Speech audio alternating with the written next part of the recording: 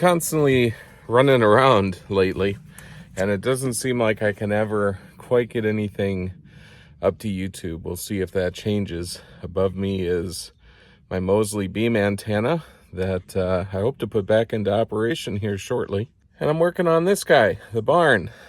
I caught, I think, a little bit of video of the decking going in. Gonna build sort of a 3 seasons porch off the front with some additional furniture and places to hang out. Maybe a small table to do crafting. And the whole of the barn is basically going to be where I'm going to do electronics, leatherworking, and jewelry. So I've been clearing it out once and for all. It's a little bit of a mess right now. But I'm going to finish off the roof in some way, hopefully with upcycled lumber and the like.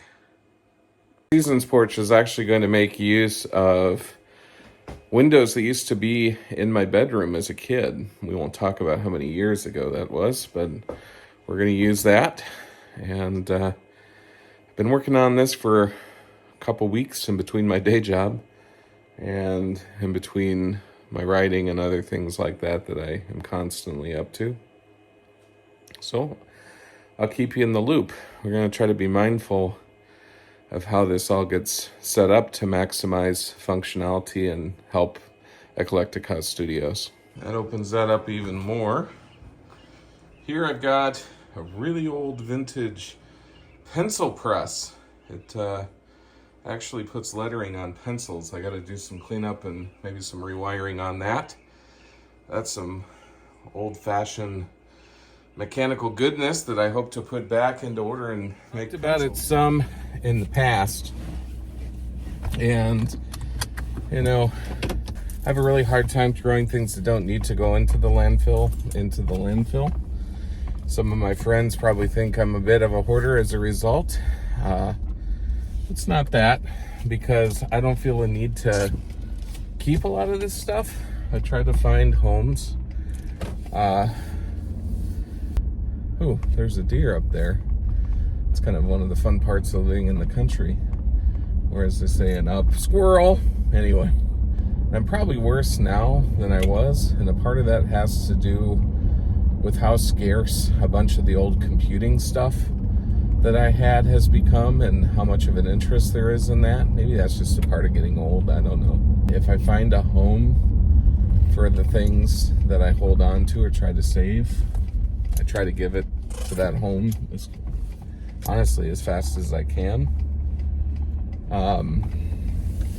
I have a tendency to keep things for myself more when I'm disorganized and I can't find stuff. I'm sure there's plenty of other self-proclaimed fix-it dads out there that have 5 hammers or something like that because every time they went to use it, it wasn't where they thought they had left it.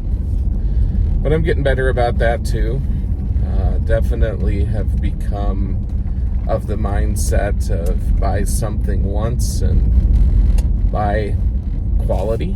It's getting harder to find that. Except for maybe from local folks. Things that are mass produced don't have a tendency to hang on like they used to. I mean, I've got vintage tools that I've picked up at farm sales that are about 100 years old now, I would guess. Still perfectly fine. Same thing with old leather goods and so forth. So maybe that's part of the reason why I tried to save things too that have proven themselves. And I like the stories too. A lot of items have really great stories that go along with them. So I haven't had a lot of time to edit. That's by far the most time-consuming part of this whole process. And for about a year, maybe 2, I was doing Merc Vapor Adventures and doing that on the regular, weekly, because I was told the rhythm of doing it on a regular cadence was important. And I can't deny that. The people that say that aren't wrong. But we all have things that pull us And so just hasn't been that regular as of late. And it'd be easy if I could just quit my day job, but like most people, right now, it's not a possibility. In the last year or so, I gave up a lot of things that were super important to me. And if you're into tarot cards, my cards are the Hangman and the Empress. And I guess, not knowing a ton about this, that one of the signals that you have that combination is that you have a tendency to forget yourself for other people. And I've done that my whole life, and I'm never going to stop caring about people, but I do recognize the need for me to focus on some of the things that fill my cup. So this is a year of transition. And mostly I'm capturing this for me. You know, those of you that are out there watching may not care, but I hope to look back at this and say, that was about the time it all began. I've also been reintroduced to my love of music, and yeah, I was performing, I hadn't forgotten it, but what I had forgotten is how much I like attending shows. And I went down to Des Moines and saw a really good one. I had a single ticket to a punk show in Des Moines at a venue I'd never been at. I almost didn't go. I wanted to go on the motorcycle. I almost left the motorcycle at home, but a little voice told me, motorcycle trips are scarce this year. You might not get to see this.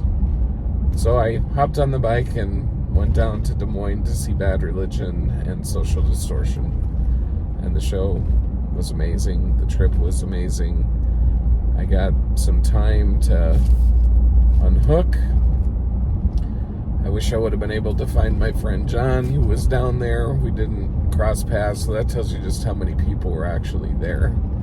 I grew up listening to Social Distortion when I skated, so they were not new to me. They did a heck of a show. Bad Religion is one I didn't ever listen to before getting these tickets, and of course I went out and started listening to them before the show. They were awesome too, and I'm continuing to listen to them as we speak. Sometimes we got to push what scares us a little bit and challenge our comfort zones, and the mindset of growing and evolving. And I just got a call. Amanda has decided to get her endorsement. We've been working on a Sportster for her. There's a little more wrong with it than I had hoped. But it is what it is when you buy from a private seller, and I'm certain he didn't have any clue of the things that were needing to be addressed. They're addressed now. I can go pick that up, and we'll be doing that next week.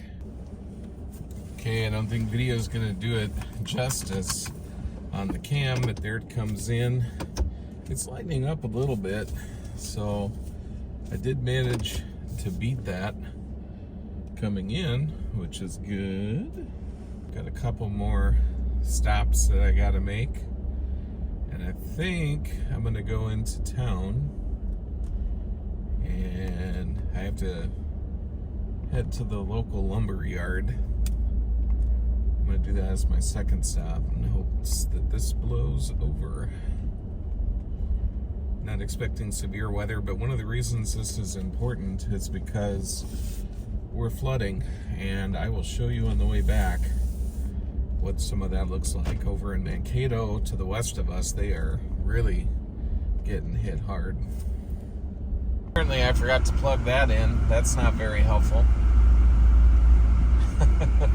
Might have been nice to get some ham radio. Okay.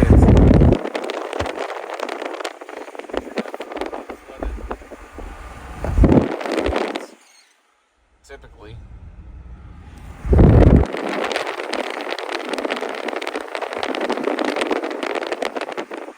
It's getting close to the side of the road. I don't know if this will come up or not. We'll have to keep an eye on that. but this road is definitely a possibility to flood over.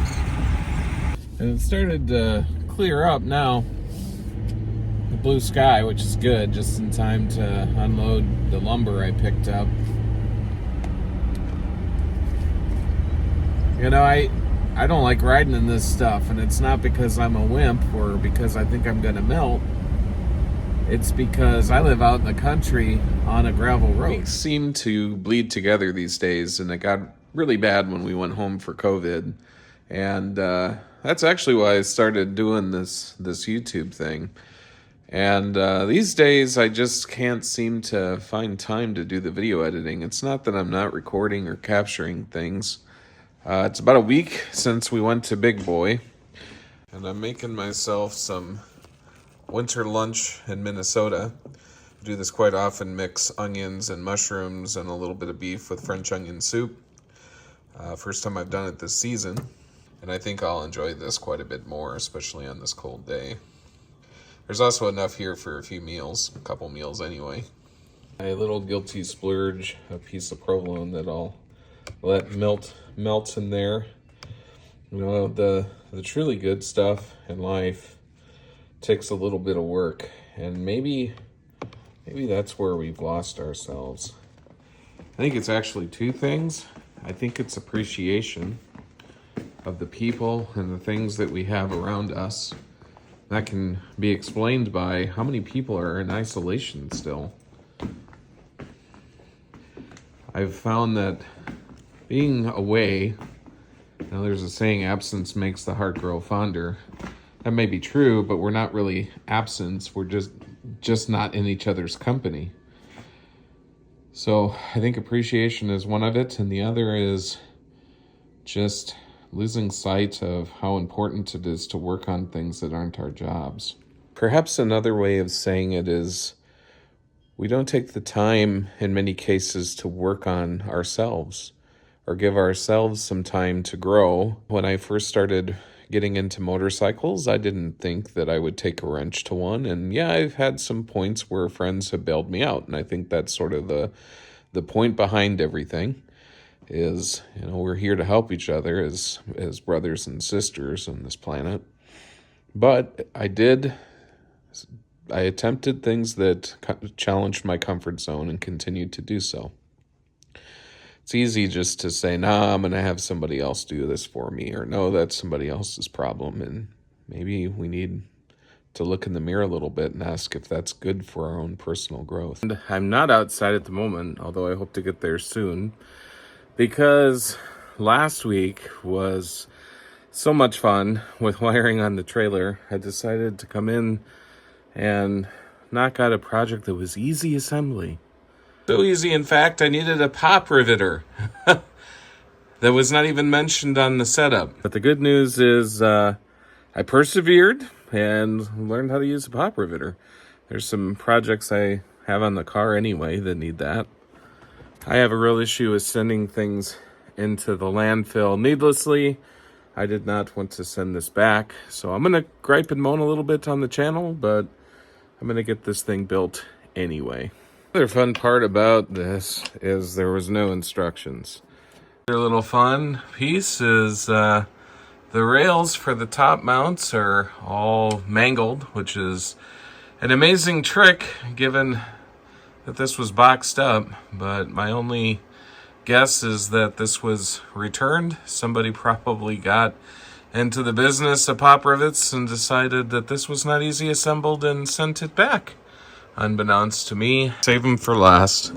Do your riveting first to put your sides on. And I'm going to tell you straight up, be prepared to have a drill, because not everything lines up.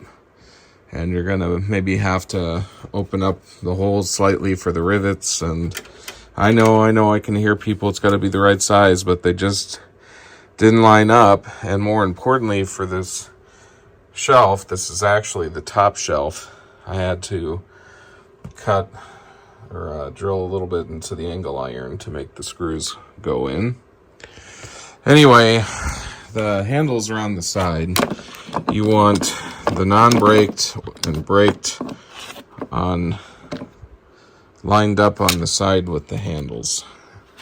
So I got that wrong because I got 2 brakes on the wrong side. I need one here and one here. And additionally, there is a bigger piece and a spacer. The bigger piece is to help hold up the clamp down plates. The spacer goes on the outside because these little notches are for rivets. So I've got these upside down too. It's been a battle, and knowing is half the battle.